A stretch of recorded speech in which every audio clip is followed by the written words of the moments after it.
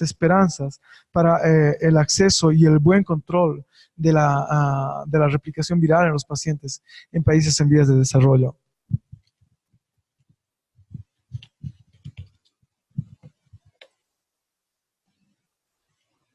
Es un medicamento que tiene una alta barrera genética que nos puede ayudar a controlar correctamente la carga viral, por lo tanto evitar transmisiones.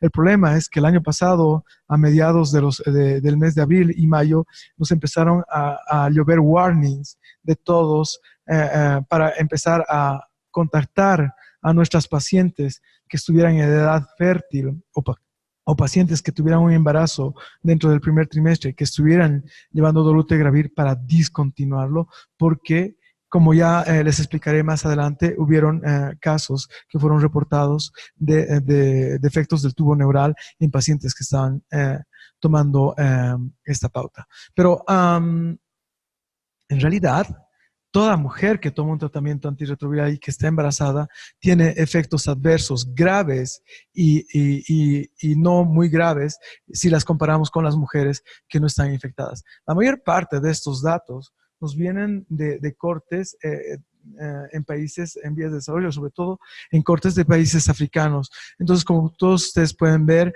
aquí son las complicaciones obviamente altísimas para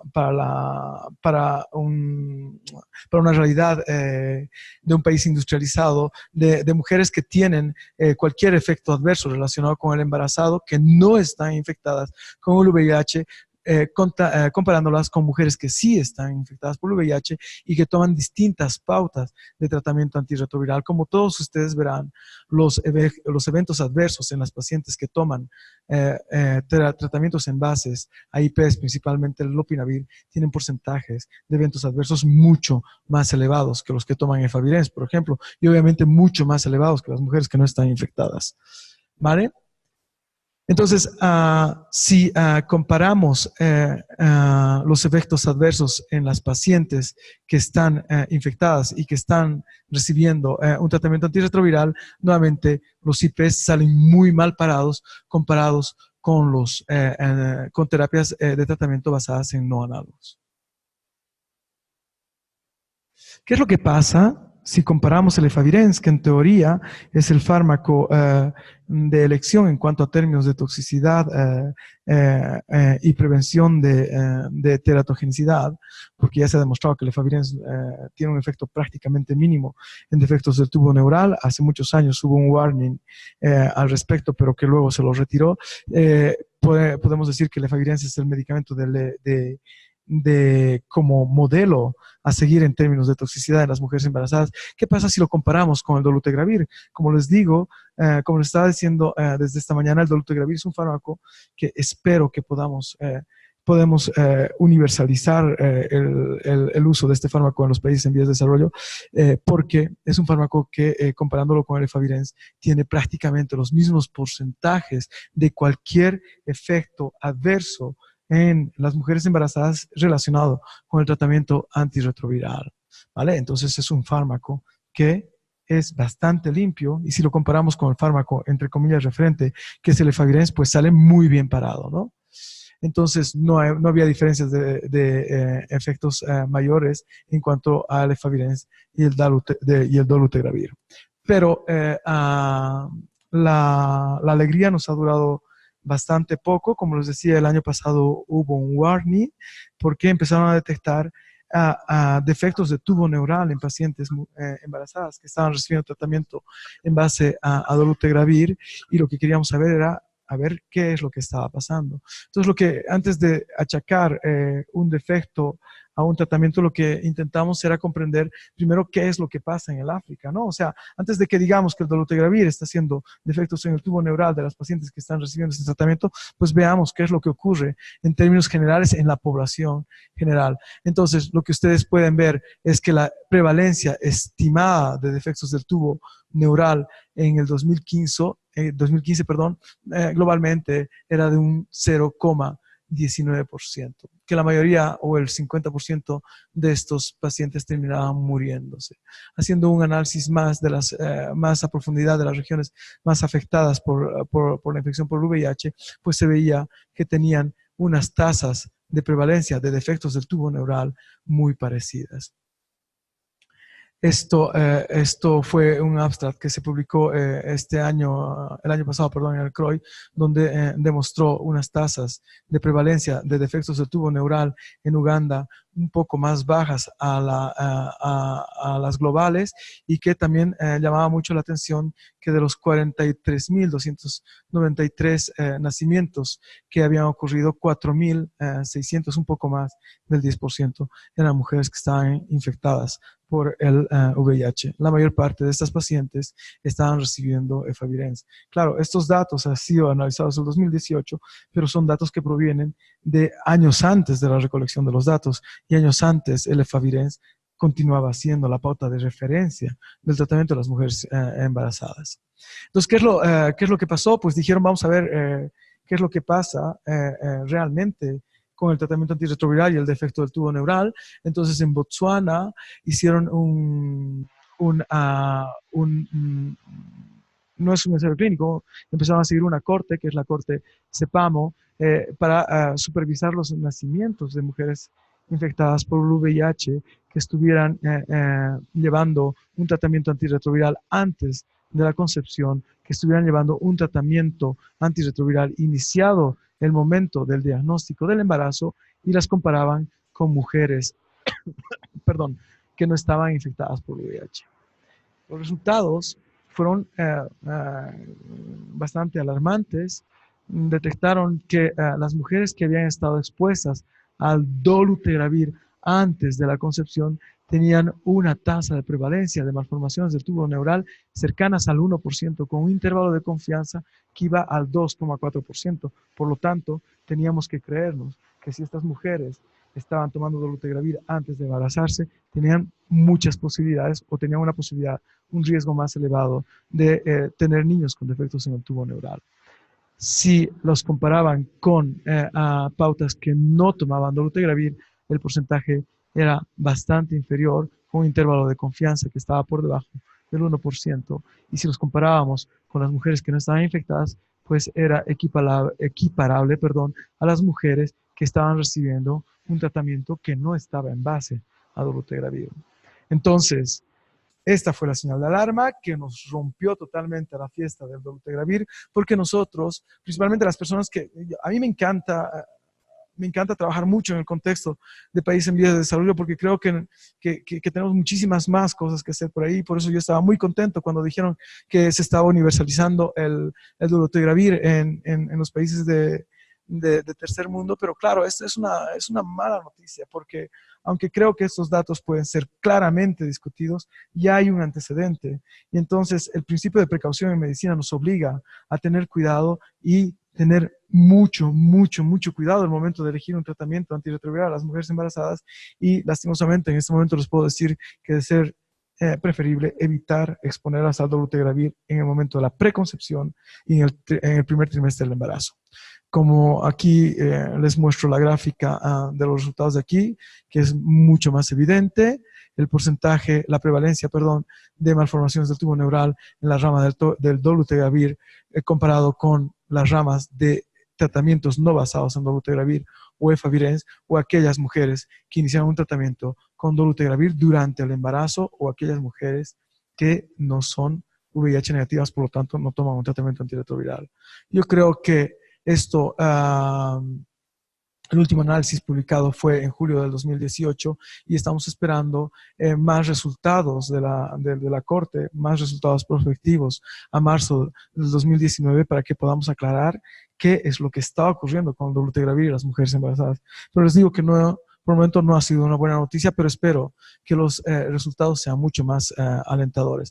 ¿Por qué el dolutegravir puede causar defectos en el tubo neural? Es principalmente por la farmacocinética que tiene. El dolutegravir es un fármaco que tiene una gran penetración en la barrera placentaria con altas concentraciones detectadas en los niños pretérmino, con altas concentraciones de vida media detectadas en los niños pretérmino. Por lo tanto, es un fármaco que atraviesa la barrera hematoplacentaria y por lo tanto es un fármaco que expone a altas dosis al dolutegravir a los niños de madres que lo están tomando. Y también, bueno, penetra mucho en la leche, pero no quiero hablar mucho de esto porque estábamos almorzando con Francisco y me ha dicho que iba a hablar un poco de esto y entonces no quiero hacer un spoiler de su presentación. Entonces, ¿por qué es importante el tiempo de inicio del tratamiento de la exposición al dolutegravir? Tengo aquí un colega que está presente, que es mi mejor amigo de la universidad y que es especialista y es un gran experto en todo lo que es medicina fetal, que es el doctor Nates, y yo creo que él seguramente me podría dar una clase sobre esto, pero yo voy a intentar decir lo básico de lo que es el desarrollo fetal y la exposición al dolutegravir. Esta es un poco la historia de la organogénesis de un paciente de un niño, perdón, que es concebido. En principio, en las primeras 2,5 semanas, en la fase de preorganicidad, tendríamos un tiempo de seguridad de exposición al dolutegravir porque probablemente no interferiríamos en el desarrollo del tubo neural, pero el problema lo tenemos a partir de la semana 3 hasta la semana 12, donde la embriogénesis tiene una actividad altísima y principalmente el tubo neural que se cierra aproximadamente en el día 28 y la formación de estructuras como la boca, que es el día 36 y donde se produce el paladar hendido, ¿no? Entonces, yo creo que es muy importante tomar en cuenta esto. Las semanas posteriores de la 8 a la 12, posterior hasta el nacimiento, también hay riesgos de exposición como el síndrome alcohólico fetal de los niños, de mujeres que beben mientras están embarazadas, o el hecho de fumar. Pero yo creo que aquí lo que tenemos que quedarnos es que, lastimosamente, la exposición del dolutegravir durante el primer trimestre del embarazo puede ser potencialmente nocivo para el niño de una mujer infectada por el VIH. En resumen, este dato es el que más nos molesta, es la corte Tsepano. Hay otros datos que han analizado también en pacientes, mujeres embarazadas que han estado expuestas al dolutegravir. No se han detectado alteraciones del tubo neural. Han habido casos esporádicos reportados de alteración del tubo neural de mujeres embarazadas a dolutegravir, pero solo había el numerador sin un denominador, por lo tanto no podremos saber el porcentaje de mujeres que han tenido niños en otras cortes con defectos del tubo neural que han estado expuestas al dolutegravir. Esta es la misma corte, la corte Tsepano, un poco más prospectiva, aumentando el número de madres que han estado expuestas. Como podrán ver, el número de mujeres que han tenido niños con defectos del tubo neural se mantiene estable, por lo tanto el porcentaje ha bajado.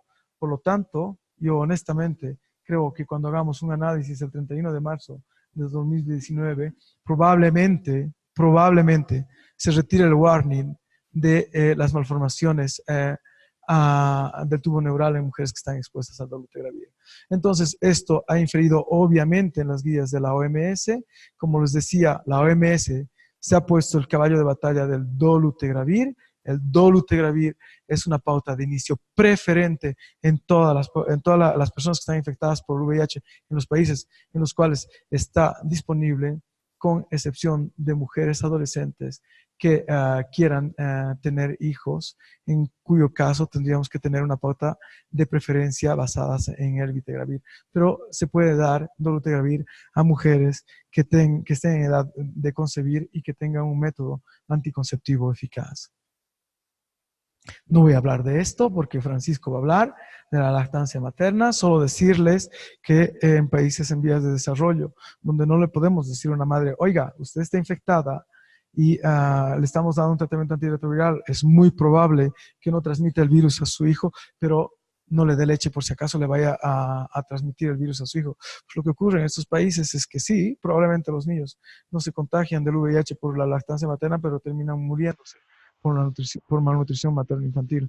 Entonces, coste-beneficio, obviamente, en países en vías de desarrollo es mantener la lactancia materna, mantener una carga viral indetectable en las mujeres que están dando de lactar y hacer un control mucho más estricto de las cargas virales de ser posible. Entonces, hasta el momento hemos hablado de lo que es el tratamiento antirretroviral, el fármaco de elección, el momento de iniciar el tratamiento del tratamiento antirretroviral, y también hemos hablado de lo que es el dolutegravir y los dolores de cabeza que nos están dando en este momento. Y entonces a mí me gusta mucho hablar de este caso porque en algún momento yo me planteé utilizarlo a una paciente que por suerte no transmitió el virus a su hijo. Es una paciente africana que me llamaron un día que yo estaba de guardias localizable, de guardias de infecto localizable en mi hospital, y me llamaron porque a urgencias generales había llegado una mujer subsahariana embarazada con un embarazo de 6 meses y que estaba convulsionando, y que como estaba convulsionando pues le hicieron una resonancia, y en la resonancia lo que se vio es que tenía una imagen sugestiva de un toxoplasma, y posteriormente se le hizo una serología por VIH y se le diagnosticó una infección por VIH en fase muy avanzada, una ley presente y que tenía muchísimas probabilidades de transmitir el virus a su hijo. Pues en este caso yo honestamente hice muchísimas reuniones con el grupo de Martínez Picado, que es el grupo de María Salgado, que es la persona que estaba hablando de los pacientes que están intentando curar del VIH con trasplante de células madres. Pues yo me puse en contacto con el grupo, que bueno, somos vecinos de despacho, ¿no? Y les dije, oye, tengo una mamá que tiene mucho riesgo de haber transmitido el VIH in útero a su hijo, porque es una late presenter, que tiene una carga viral extremadamente alta, y quisiera hacer lo que hizo la doctora Presol con el niño Mississippi. No sé si ustedes se enteraron, pero hasta hace poco tiempo se creyó que la doctora Presol había curado a un niño de la infección por VIH al iniciar tratamiento antirretroviral inmediatamente. El racional de esto es que cuando alguien se infecta por el VIH, lo que ocurre es que el código genético del virus se implanta en los linfocitos TCD4, que hay un grupo de linfocitos que se van a ir a dormir y que van a constituir los reservorios, y van a haber otro grupo de linfocitos que van a hacer una replicación viral continua y que serán los que se irán muriendo, que serán los que irán produciendo partículas virales activas. Entonces, lo que ella se planteó, yo creo, es que si empezamos un tratamiento antirretroviral inmediato, lo más probable es que limitemos muchísimo los reservorios. Entonces, que si limitamos los reservorios, probablemente demos tiempo a nuestro organismo a generar mecanismos de defensa contra el VIH, porque tenemos una respuesta celular citotóxica efectiva y también producimos anticuerpos neutralizantes efectivos contra el VIH. El problema es que ellos llegan demasiado tarde, cuando la infección ya está establecida. Entonces, la base de esto era empezar el tratamiento antirretroviral inmediato, eliminar los reservorios virales o limitarlos y a ver qué pasa. Entonces, fue una gran noticia. El niño Mississippi, que fue un niño que en teoría estuvo curado, fue una mujer inmigrante que llegó en fase de preparto ya a un hospital. No se le pudo dar la sidobudina endovenosa porque no se le hizo un test rápido en el momento adecuado. Posteriormente se supo que esta mujer estaba infectada por VIH. Hicieron algo que no tiene mucha coherencia, hacer un test rápido de VIH al neonato, porque los neonatos van a ser VIH positivos. E hicieron también algo que creo que era innecesario, que era hacer una determinación de RNA. Bueno, no tan innecesario, porque si hay una transmisión in útero, el RNA viral va a ser detectable en los neonatos, pero hicieron algo súper interesante, que era medir el DNA proviral en este niño. Entonces ellos querían estar seguros de que este niño estaba infectado por VIH. Lo que hicieron fue empezar inmediatamente, a las pocas horas, 31 horas, una terapia triple basada en nevirapina, AZT3TC, y al cabo de 7 días hicieron un switch alopinavir, AZT3TC. Continuaron haciendo un seguimiento de este niño y lo que ocurrió fue que la madre no continuó haciendo los controles del niño con el pediatra y la perdieron durante mucho tiempo. Luego la volvieron a ver al niño y la sorpresa fue que el niño era VIH negativo, que le repitieron varios tests que fueron repetidamente negativos y pues llegaron a la conclusión de que probablemente estábamos frente al primer caso de cura funcional en un niño que tenía una transmisión vertical del VIH. El caso de este niño fue claramente una infección in útero, porque el hecho de detectar el RNA, el HIV-RNA del VIH a las 31 horas nos quiere decir que la infección no ha sido en el momento del parto, que es cuando mayormente se dan las infecciones, porque normalmente con las técnicas más sensibles estándar tenemos entre 10 y 14 días para detectar el RNA del virus. Entonces probablemente este niño se contagió in útero. Total, que lastimosamente siguieron haciendo un control de este niño sin tratamiento antirretroviral, pero el virus volvió a replicar y fue la portada del Nature, en el sentido en el que, bueno, volvíamos a cero, que no teníamos el segundo caso de cura del VIH. Vale, una pincelada de todo lo que es salud reproductiva en los pacientes infectados por VIH. Es una pareja que me dio su consentimiento para que les haga la foto. Nosotros somos bastante restrictivos. No hacemos fotos a nadie que no nos permita hacer las fotos porque les decimos que posteriormente los vamos a utilizar para dar charlas. Es una pareja de pacientes que vi en Mozambique, en el hospital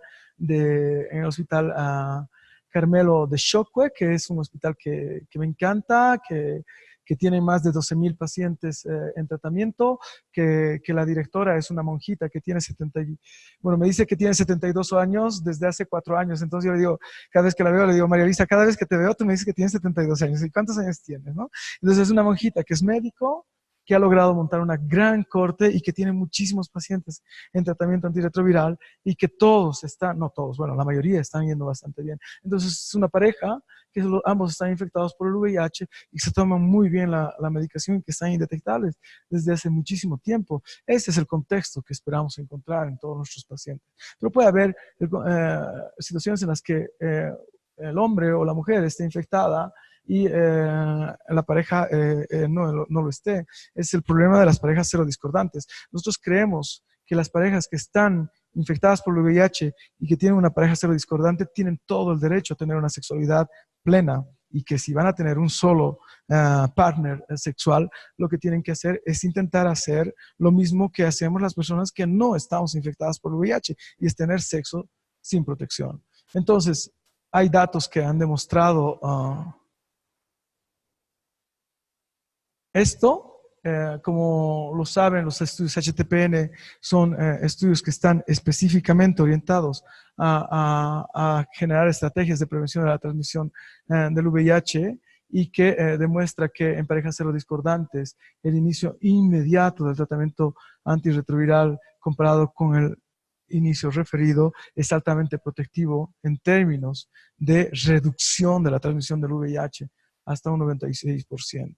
Entonces, el resumen de esto es que si alguien que está soltero en esta sala se enamora de una persona que está infectada por VIH y si esta persona que está infectada por VIH tiene una carga viral indetectable y quieren tener hijos y quieren tener la vida de cualquier persona que no lo esté, pues yo creo honestamente que pueden hacerlo con toda la tranquilidad del mundo.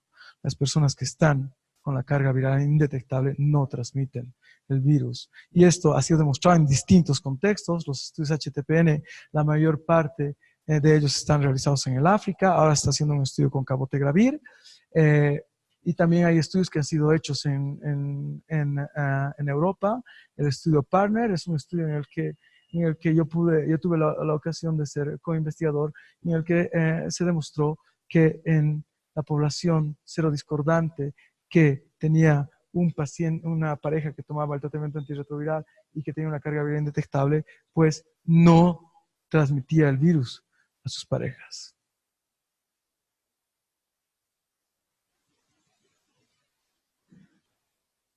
A ver, es que esto va un poquito mal.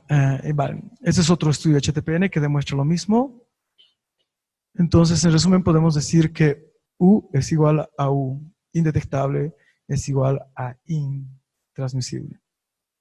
Si somos un poco más quisquillosos, en mi época, que en el 2011 estuve un tiempo trabajando en la Pitié-Salpêtrière de París y como me interesaba mucho esto, pues estuve trabajando con el doctor Tubiana y nos comíamos muchísimo la cabeza porque no teníamos los resultados de estos HTPNs y lo que queríamos era ayudar a nuestras parejas que eran serodiscordantes a que tengan niños. Y entonces creábamos distintas estrategias que eran un poco empíricas, que era darle tratamiento antirretroviral preventivo a la persona que estaba que no estaba infectada por el VIH mientras tenía sexo con su pareja que sí estaba infectada para prevenir las transmisiones. Y esto se demostró posteriormente en este estudio que ya es bastante antiguo, que se publicó en el CROI en el 2015, que es el Hipergay, y en el que se demostró que las personas que tomaban Truvada a demanda, eso quiere decir que un poco, una hora antes de tener un contacto sexual de riesgo, se tomaban 2 pastillas de Truvada y se tomaban una a las 24 y otra a las 48 semanas del contacto sexual de riesgo, pues estaban protegidas frente a placebo. Ahora tenemos un ensayo clínico que se publicará, que los resultados se publicarán ahora en el CROI de este año, del 2019 en Seattle, que es un estudio de PrEP con el Descovy, que es el TAF con entricitabina. El TAF, como muchos sabrán, es una versión del tenofovir mejorada que evita todo lo que es toxicidad renal y toxicidad ósea en los pacientes que lo toman. Entonces también hay otros estudios que son HTPNs que están viendo la eficacia del cabotegravir para prevención de la transmisión del VIH. Ustedes se ponen a pensar que si logramos inyectar cabotegravir a una persona, no sé a qué dosis, pues podríamos tener tasas de detección de fármaco por encima de la IC90, incluso hasta 6 a 7 meses después de administrar el fármaco. Entonces probablemente podríamos empezar a hacer PrEP con cabotegravir con 2 inyecciones anuales. Bueno, esos son sueños que tengo, que no sé si se llegarán a realizar. Espero mucho los resultados de los HTPNs que están haciendo en el África con cabotegravir y realmente creo que nos abrirán muchas más puertas. En resumen, un niño infectado es un fracaso del sistema de salud. Hay que optimizar al máximo el tratamiento antirretroviral para tener una carga viral detectable. Hay que empezarlo preferentemente antes de la concepción, que tener una carga viral indetectable antes del parto es algo que nos va a ayudar a prevenir las transmisiones verticales, que la opción B+ ha tardado mucho en llegar, pero que obviamente,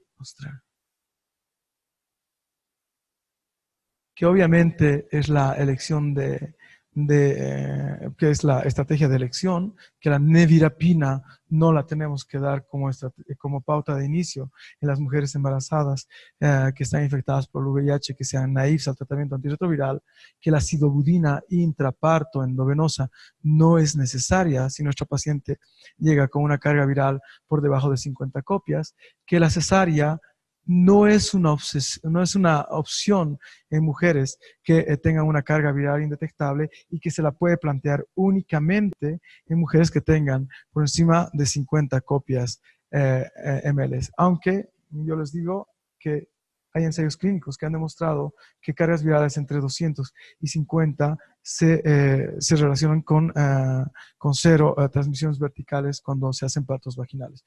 Yo trabajo muy estrechamente con la ginecóloga de mi hospital y nos llamamos todo el tiempo cada vez que tenemos una mujer infectada por el VIH y yo siempre le digo, yo lo único que te puedo decir es que por mí no le hagas una cesárea. O sea, por mí no hay ninguna indicación necesaria. Ahora, si tiene una indicación obstétrica de hacerse una cesárea, pues la tienes que hacer. Pero la indicación infecciosa, por así decirlo, pues no la tienes.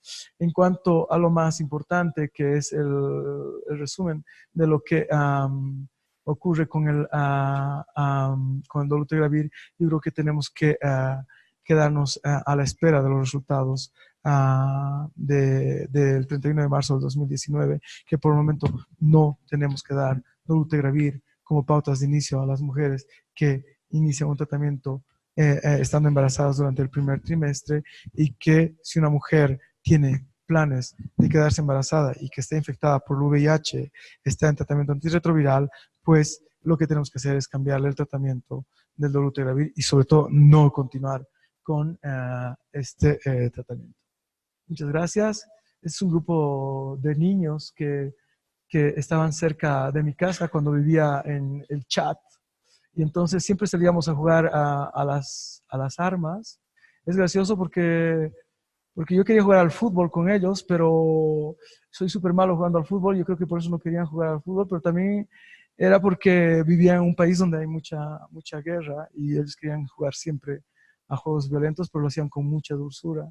Y creo que el objetivo que tenemos que tener es que esta gente tenga cero transmisiones del VIH como las que tengo en mi hospital. Muchas gracias.